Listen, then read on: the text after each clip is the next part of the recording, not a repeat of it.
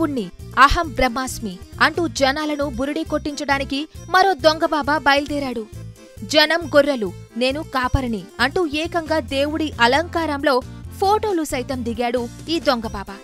తన 2 పెళ్లాలతో సహా గద్వాల్ వచ్చిన ఈ మాయల ఫకీర్ ఏకంగా ఆ ఊరి వారినే 20 గుంటల భూమిని ఇవ్వండి, మీ రోగాలను మటుమాయం చేస్తా అంటున్నాడు. మరి ఈ టక్కుటమారి దొంగబాబా కదేంటో లెట్స్ వాచ్.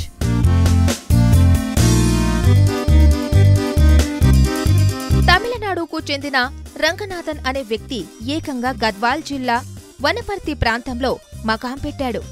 పాలమూరు, గద్వాల్, అలంపూర్ ప్రాంతంలోని భక్తులను ఆకట్టుకోవడానికి యత్నాలు చేస్తున్నాడు. తన దగ్గరికి వచ్చిన అమాయక జనాలకు నేనే దేవుణ్ణి, మీ బాధలు తీర్చడానికి తమిళనాడు నుండి వచ్చానని చెప్పుకున్నాడు.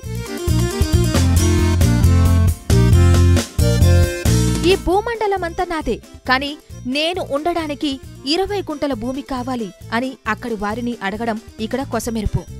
ఏకంగా వెంకటేశ్వర స్వామి రూపంలో ఫోటో దిగి ఫ్రేమ్ కట్టుకుని పెట్టుకున్నాడు. ఇంటిలో శేషపాన్పు శ్రీవారి గెటప్తో దానిమీద పడుకుని ఫోజులు.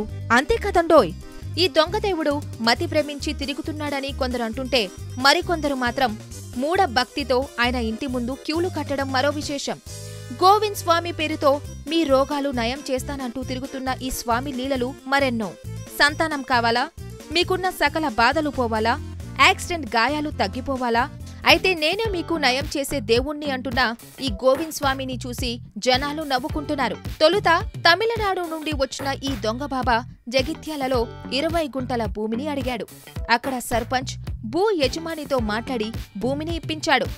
దీంతో ఈ దొంగస్వామి ఏకంగా ఆశ్రమం నిర్మించి జనాలను ఆకర్షించాడు.